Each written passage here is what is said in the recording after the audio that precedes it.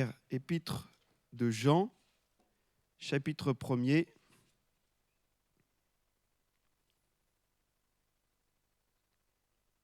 Et à partir du verset 1er.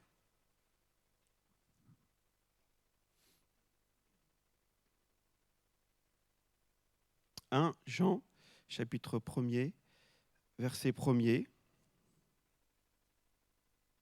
On va lire les 4 premiers versets.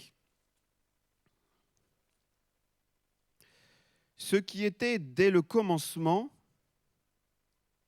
ce que nous avons entendu, ce que nous avons vu de nos yeux, ce que nous avons contemplé et que nos mains ont touché concernant la parole de vie. Car la vie a été manifestée et nous l'avons vue et nous lui rendons témoignage. Et nous vous annonçons la vie éternelle qui était auprès du Père et qui nous a été manifestée. Ce que nous avons vu et entendu, nous vous l'annonçons à vous aussi, afin que vous aussi, vous soyez en communion avec nous. Or, notre communion est avec le Père et avec son Fils Jésus-Christ, et nous écrivons ces choses afin que notre joie soit parfaite. Amen. La parole de vie dont il est question, ce n'est pas un objet, vous l'avez compris, c'est une personne, Jésus-Christ. Alléluia. La parole de vie, c'est Jésus. Et ce que j'aime dans ce passage et ce qui m'a marqué, c'est ce que l'apôtre Jean était en train de communiquer à ceux à qui il écrivait, et puis donc à nous communiquer ce soir. Quelque chose de très important dans notre vie chrétienne, que l'on ne doit jamais perdre de vue, qu'on ne doit jamais arrêter de vivre. C'est ce qu'il a dit. Ce qui était dès le commencement, et il dit ce que nous avons entendu, ce que nous avons vu de nos yeux, ce que nous avons contemplé. On ne l'a pas seulement vu furtivement, mais on a pris le temps et on a eu le temps de le voir, de contempler Jésus. Ce que nous avons contemplé et que nos mains ont touché. Ce n'est pas des choses qu'on nous raconte et nous, on ne vit jamais rien, mais c'est des choses qu'on a entendues, c'est des choses qu'on a touchées, c'est des choses qu'on a eu le temps d'apprécier, de contempler, d'être émerveillé devant ces choses extraordinaires qu'on vit avec le Seigneur. Alléluia. Jean parle de quelque chose de très important dans la vie du chrétien. Et il continue. Il redétaille encore une deuxième fois, car la vie a été manifestée. Donc c'est quelque chose qui a été visible. Et oui, nous l'avons vu et nous lui rendons témoignage. Oui, nous l'avons vu et on rend témoignage de ce que l'on a vécu, de ce qu'on a pu toucher, de ce qu'on a pu entendre. Et puis il recontinue encore. Ensuite, verset 3, ce que nous avons vu et entendu, nous vous l'annonçons. Et j'aimerais vous dire ce que Jean est en train de nous dire. Dieu aime à se manifester au milieu de son peuple. Dieu aime à se manifester dans nos vies. Dieu veut nous révéler sa gloire, veut nous révéler qui il est chaque jour de notre vie. Amen. Il le veut. Et il le veut peut-être bien plus que nous. On le veut. Des fois, il faut être honnête, on se croit quand même arrivé. On a vécu une grande expérience et puis ça y est, on croit qu'on connaît le Seigneur déjà pas mal. Mais il y a encore tellement à découvrir. Et Dieu veut encore se révéler. Et Dieu veut encore se révéler ce soir. Ça, c'est le meilleur anti-routine. Quand on vient à la prière, on sait que Dieu veut se révéler. Dieu veut me rencontrer. Dieu veut se révéler une nouvelle fois, comme je ne l'ai jamais connu encore. Amen. Alors pour les nouveaux baptisés, il y a encore du chemin. Gloire à Dieu. Et pour les anciens, les aînés, ça fait peut-être 50 ans que vous êtes convertis, mais il y a encore des belles choses à découvrir. Et ce soir, on peut les découvrir ensemble, au pied du Maître. Oui, Seigneur, nous désirons entendre ta voix encore. Des fois, on s'habitue. Hein. Le Seigneur me parle de telle manière, une prophétie, on attend que le Seigneur nous révèle son plan par une prophétie, puis on attend que ça. En fait, peut-être il va vous parler par le journal du jour avec un titre qui va vous... C'est la parole du Seigneur. Vous allez le reconnaître. Moi, ça m'est arrivé. C'est un collègue inconverti qui m'a donné la parole du Seigneur pour que je rentre dans le ministère. Dieu a bien utilisé un âne, une ânesse plutôt, pour parler à son prophète. Alors, il est capable de parler par qui que ce soit, par quoi que ce soit, par des objets, par des choses, des événements. Et tout de suite, on réalise, Dieu me répond là, Dieu me répond, Dieu me parle. Et chaque jour de notre vie, chaque moment de prière, chaque temps que tu prends, que nous prenons dans sa présence, Dieu veut se manifester à nous. Amen. Et si tu ne l'as pas capté, c'est que tu es figé sur quelque chose. Toi, tu l'attends là, puis en fait, le Seigneur te parle là. C'est le propre de l'homme, malheureusement. Mais si on ouvre nos cœurs, bien, le Seigneur nous parlera d'une manière ou d'une autre. Il va se révéler. Alléluia. Donc l'apôtre Jean nous rappelle ces choses et que dans la vie chrétienne aussi, c'est quelque chose de normal que nous vivions une vie d'expérience. Dieu veut se révéler, mais dans notre vie, nous devons nous aussi faire tout ce qu'il faut pour que le Seigneur puisse se révéler. Alléluia. Et donc, quand il se révèle, on fait des belles expériences. Des fois, c'est des expériences un peu désagréables, parce que Dieu nous révèle des choses qu'il faut élaguer, qu'il faut couper, dont il faut se séparer. C'est pas facile, mais avec la grâce de Dieu, on y arrive. Et puis d'autres fois, il se révèle à nous, et puis là, on est confondu devant sa gloire, devant sa royauté. On est en admiration, on le contemple, alléluia. Ou d'autres fois, on est malade, on est en souffrance, on a besoin de son secours, et là, le Seigneur intervient d'une manière prodigieuse. Alors, soit il nous guérit, soit il nous aide à monter la montagne. Mais l'essentiel, c'est qu'il soit là. Amen. L'essentiel, c'est qu'il se manifeste et qu'on vive cette expérience. Et ça, c'est chaque jour. Chaque jour. Quand on commence à ne plus vivre cette vie d'expérience, on s'assèche, on se fige. Et il y a des pièges, malheureusement, dans lesquels on peut tomber par moments. Et j'avais marqué « Attention à l'influence du passé ». L'influence néfaste du passé, parce qu'on peut se rappeler aussi du passé, qu'il soit aussi des choses pour pas qu'on recommence ce qui n'était pas bien, et pour dire ça, c'était des bonnes choses, on les garde. Mais l'influence néfaste du passé, quand il a été glorieux, parce que là on devient nostalgique, et on reste bloqué dans le passé,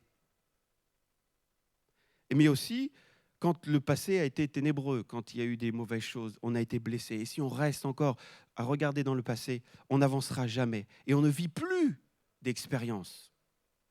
On ne vit plus d'expérience parce qu'on ne regarde plus devant, on ne regarde plus Jésus qui est devant, et lui qui nous emmène vers l'avenir, puisque lui, il a des projets de paix afin de nous donner un avenir et de l'espérance. Il n'a pas des projets pour nous enfermer derrière, dans le passé. Alors, allons de l'avant. Amen. Pas de nostalgie et pas de prison. Ne nous laissons pas enfermer dans la prison du passé, qui nous tient par une prison de culpabilité ou quoi que ce soit. Vous avez déjà essayé de conduire une voiture ou un vélo ou une moto en regardant en arrière? J'espère pas, sinon je pense que vous auriez des séquelles. Vous et puis peut-être ceux qui étaient devant, qui n'avaient rien demandé, puis vous êtes rentrés dedans. Parce que quand on est dans le passé, c'est ce qui peut arriver. Parce qu'on regarde tellement derrière qu'on ne voit plus ce qu'il y a devant. Et puis malheureusement, on heurte des gens. Des gens sont blessés à cause de nous. Parce qu'on ne fonctionne pas de la bonne façon. Alors que Dieu veut se manifester. Il veut qu'on vive des expériences aujourd'hui. Amen. Aujourd'hui, Dieu veut manifester sa gloire. Alors, oui, ne tombons pas dans le piège de cette nostalgie. D'ailleurs, l'apôtre Paul disait dans Philippiens chapitre 3, « Frères, je ne pense pas avoir saisi le prix, mais je fais une chose, oubliant ce qui est en arrière. » Alors, il avait des bonnes choses, mais il avait des mauvaises choses aussi à oublier, hein, l'apôtre Paul. Il avait la gloire, donc il pouvait rester coincé avec ça. Et ne plus avancer, plus vivre d'expérience, parce que il avait déjà tout vécu. Et puis il était dans son passé. Ou alors, il pouvait se dire, j'ai été le persécuteur, comme il le dit, je suis le plus grand des pécheurs, je suis le premier des pécheurs. Et il pouvait rester avec une certaine culpabilité qui le bloque, qui l'empêche d'avancer, de vivre des expériences parce qu'il est dans ce passé. Mais lui, il dit, non, maintenant, toutes ces choses-là, le passé, c'est passé. C'est passé. Et je l'ai réglé avec le Seigneur. Alors maintenant, j'oublie ce qui est en arrière, me portant vers ce qui est en avant, je cours vers le but. Il n'est pas en train de marcher tranquillement, il court, parce qu'il a tout mis. Il met toute son énergie pour rejoindre le Seigneur. Il met toute son énergie pour vivre des expériences avec le Seigneur, aujourd'hui, demain, après-demain, alléluia, jusqu'à la fin de sa vie. Et là, il savait qu'il était vers la fin. Je cours vers le but pour remporter le prix de la vocation céleste de Dieu en Jésus-Christ. Amen. Alors, ne nous laissons pas enfermés dans l'influence mauvaise, néfaste du passé. Attention aussi à nos priorités dans la vie. Une priorité, c'est ce qu'on met en premier. C'est ce qui passe avant tout le reste. Alors c'est quoi notre priorité? C'est le job? C'est le travail? C'est les études? Jésus nous a donné quand même une bonne indication. Quand il dit « cherchez premièrement le royaume de Dieu et sa justice ». Et puis, toute la nourriture, tout ce dont vous avez besoin finalement, ben, Dieu va pourvoir. Hein. Regardez les oiseaux, les moineaux, regardez-les, observez-les. Ils ont à manger, Dieu pourvoit, et vous valez bien plus qu'eux. Alors, à combien plus forte raison? Voilà, confiez-vous dans le Seigneur. Alléluia. Et placez votre priorité dans la communion avec le Seigneur. Amen. Fais de l'Éternel tes délices, nous disait le psalmiste, et il te donnera ce que ton cœur désire. Quand on fait de l'Éternel ses désirs, ce que notre cœur désire, c'est lui. Amen. Donc il nous donnera lui. Il se révélera et on vivra ces expériences qu'il veut que nous vivions et qui nous porteront, qui nous propulseront vers l'avant et qui nous permettront de le servir efficacement. Gloire à Dieu. Attention donc à nos priorités. Attention aussi aux doutes. Le fameux dard. Dieu a-t-il réellement dit?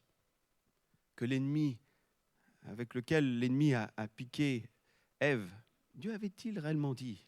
Comme une abeille, vous voyez, qui vient piquer, puis après, ça vous fait très mal.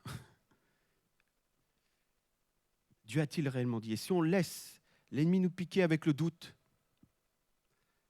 on va être dans une mauvaise posture. Même si on a envie de voir le Seigneur, s'il y a le doute, ça permettra malheureusement qu'on passe à côté de certaines expériences. Regardez plutôt le disciple Thomas. Il était dans le doute, il était dans le trouble. Jésus venait d'être crucifié dans le tombeau. Il se réunit une fois, après il ne se réunit plus avec les frères dans la prière. Mais quand il n'est pas là, Jésus apparaît aux autres disciples. Et tout le monde lui dit, mais Jésus est ressuscité, on l'a vu, il était là. On l'a vu. On a vécu une expérience extraordinaire. Mais Thomas, il dit, moi, j'y crois pas. Si je ne mets pas mon doigt dans ses mains et ma main dans son côté, je ne croirai pas. Il est dans le doute. Il s'est laissé emporter dans le doute. Heureusement, on sent quand même un homme qui a envie de chercher Jésus, donc il retourne. Il persévère, il retourne avec les frères, les disciples, pour prier, être ensemble, ouvrir la parole de Dieu. Et c'est là, dans ce moment-là, où Jésus va venir. Et il va lui dire, Thomas, avance ici ton doigt et mets ta main dans mon côté. Mon Seigneur et mon Dieu. Ça y est.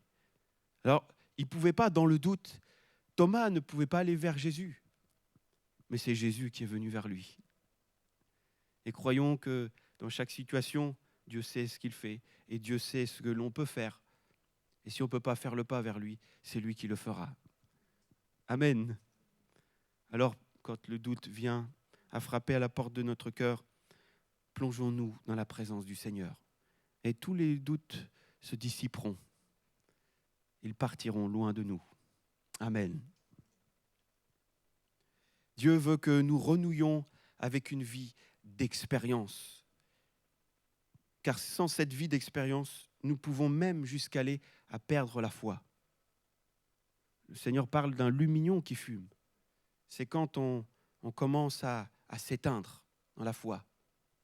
On y croit, mais plus trop. On y croit pour les autres, mais plus pour nous.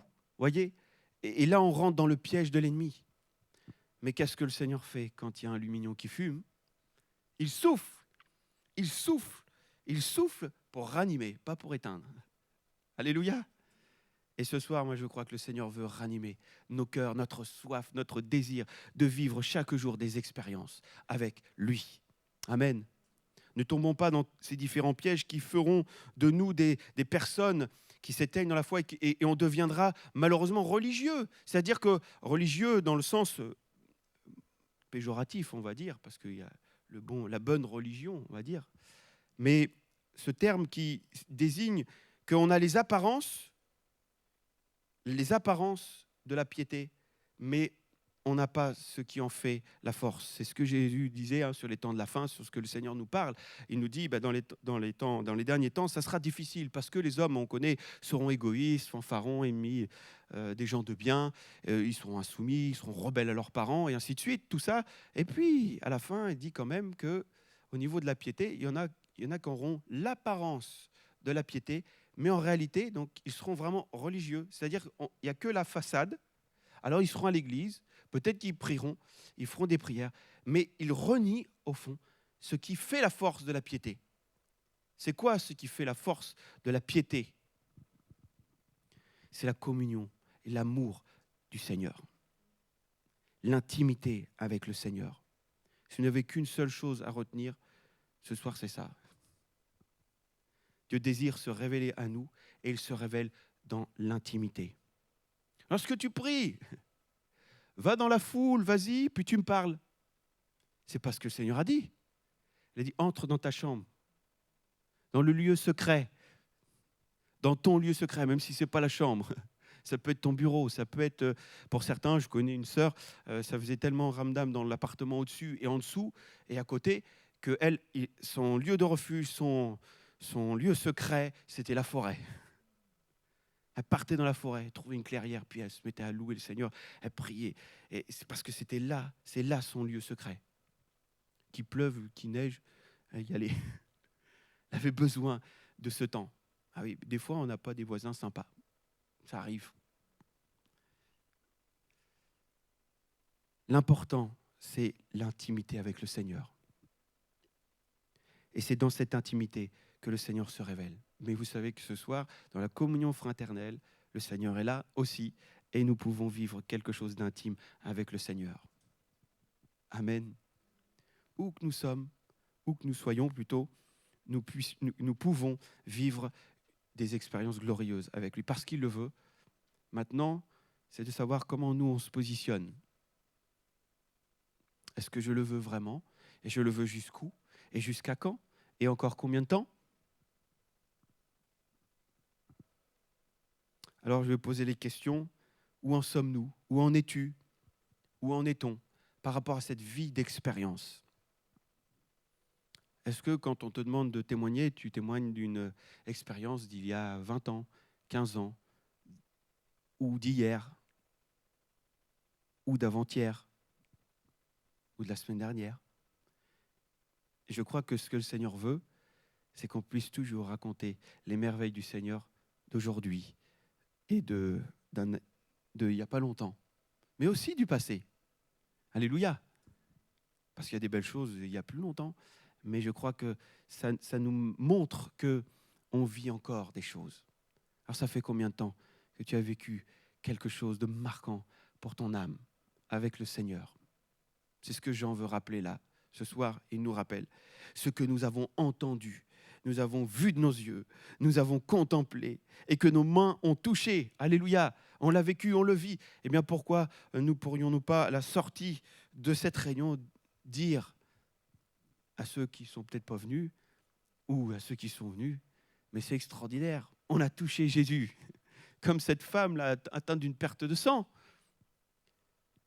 Elle a bravé des interdits, hein. Elle est venue, elle a touché le bord du vêtement de Jésus et elle a été guérie. Quelqu'un est peut-être malade, tu as besoin eh bien, gloire à Dieu, tu vas vivre cette expérience de la guérison ou d'une réponse divine de Dieu qui te dit, je ne vais pas forcément te guérir, mais je vais t'emmener plus loin, je te tiendrai la main et tu vas traverser cette épreuve avec moi. C'est peut-être dans la famille, il y a des tensions ou peut-être des échecs que tu sens venir ou des choses insurmontables qui viennent devant toi. Confie cela au Seigneur et laisse-le agir. Dieu est Dieu. Il est tout-puissant. Alléluia. Tellement de choses nous dépassent dans la vie. Mais Dieu est Dieu. Alléluia. Laissons-le être Dieu et exposons-lui nos craintes, nos peurs et surtout notre désir. Seigneur, révèle-toi à nous ce soir. Ça fait combien de temps que tu as été renouvelé dans le Saint-Esprit? As-tu vécu le baptême dans le Saint-Esprit, ce revêtement de puissance qui te donne la puissance dans le témoignage? Ça fait combien de temps que tu as témoigné autour de toi avec cette vigueur, cette joie, parce que tu viens de vivre quelque chose? Ça fait combien de temps que tu as exercé un don spirituel? Ça fait combien de temps que tu as vécu un changement dans ton cœur? Je vous dis ça parce que je me suis posé la question à moi. Ça fait combien de temps, Guillaume, que tu as vécu un changement, où tu as compris quelque chose, qui a changé radicalement ton cœur, ta manière de penser, de voir les choses, de voir la vie, de voir les oppositions, tout cela? Il n'y a pas longtemps, gloire à Dieu. Et ça nous permet d'avancer. Ça fait combien de temps qu'on a vécu des délivrances au milieu de nous, des interventions divines, des protections divines, où Dieu pourvoit d'une manière miraculeuse? Seigneur, nous réclamons ta présence. Nous réclamons l'expérience, pas seulement la théorie. Amen. Pas la théorie, mais la pratique. D'ailleurs, c'est ce que le Seigneur disait. Ce n'est pas ceux qui m'appellent Seigneur, Seigneur, qui en connaissent un rayon sur moi, Seigneur, trois fois, enfin Saint, Saint, Saint, pas trois fois Saint, Saint, Saint, Saint, et Dieu Tout-Puissant, El Shaddai, Seigneur, Seigneur. Non, non, ce n'est pas ceux qui disent Seigneur, Seigneur qui entreront tous dans le royaume de Dieu, mais seulement ceux ou celui qui fait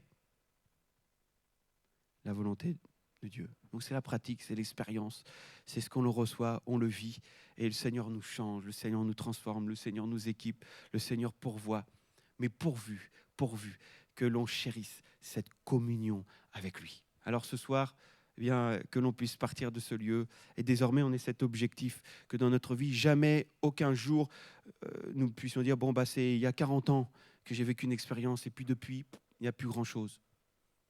Mais que ce soit tous les jours, dire, mais j'ai entendu la voix de Dieu, mais Dieu m'a parlé, ou Dieu s'est révélé à moi, ou Dieu m'a donné un verset, ou Dieu m'a permis de témoigner, voilà, des expériences, tous les jours. Amen. On prie ensemble, peut-être dans cette direction, et puis on exposera bien sûr au Seigneur aussi tous ces cas que nous avons exposés tout à l'heure, exprimé tout à l'heure, mais je crois que finalement, en fait, ça va dedans, ça va de pair. Tous ceux qui vont dans les camps, les colonies, ils ont à cœur de servir le Seigneur. Mais Seigneur, on veut vivre des expériences dans ces colonies. Moi, je m'en rappelle. Maintenant, j'en fais plus, mais quand j'en faisais, tous les ans, on vivait des choses, ça nous dépassait. On vivait des miracles. Un jeune, à 13 ans, il faisait encore au lit. Il était traumatisé. On lui parle du Seigneur. 2 soirs après, on prie pour lui, il crie à Dieu, et puis 2 jours après, il vient me dire dans l'oreille, parce qu'on l'avait gardé pour nous quand même, à 13 ans, ça valait mieux, Guillaume, ça fait 2-3 jours, j'ai plus fait. Puis après, je l'ai retrouvé dans la vie d'une manière vraiment dirigée par le Seigneur. Il était de Melun, et je l'ai rencontré à Évreux. Donc, je vais vous dire... il y avait vraiment une conduite de Dieu. Et quand je l'ai retrouvé, il était guéri, il n'y avait pas de problème. Et il avait toujours dans la tête cette expérience qu'il avait vécue. Il était bien sûr dans un foyer inconverti. Donc derrière, il n'avait pas forcément eu une vie d'église. Mais dans son cœur, il avait la marque de l'intervention divine. Alléluia.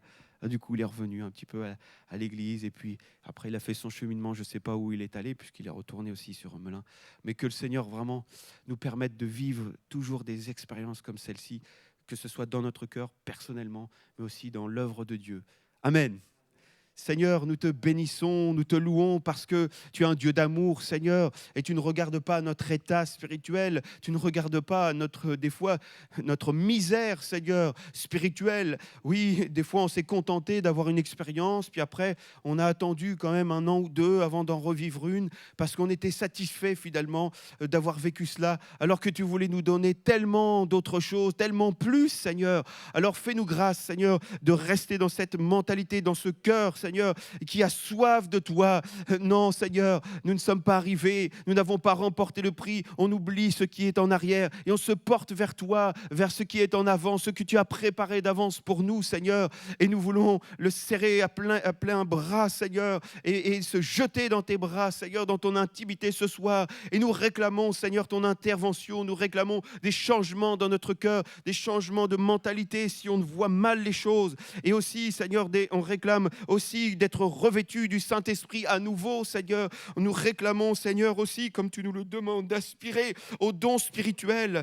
Oui, donne-nous ce don de la prophétie, Seigneur, pour édifier ton peuple, pour communiquer une parole qui vient de toi et qui va faire du bien, Seigneur. Fais-nous grâce, Seigneur, de vivre cela, et pas de le vivre une fois, mais de le vivre sans cesse. Alléluia. Nous te prions, Seigneur, afin que tu continues de nous équiper pour que nous allions vers les perdus, vers ceux qui sont autour de nous, nos voisins, vers les gens de la rue, vers les gens qui sont dans le besoin, même les couples qui paraissent ne pas avoir besoin, mais qui en réalité ont besoin de ton salut. Ils ont besoin de ta grâce. Oui, Père, nous réclamons simplement ta présence. Je te prie pour ceux qui sont malades parmi nous et ceux qui n'ont pas pu se joindre à nous à cause de maladies. Seigneur, tu les relèves. Alléluia. Manifeste ta grâce, qu'ils vivent cette expérience de la guérison divine, Seigneur.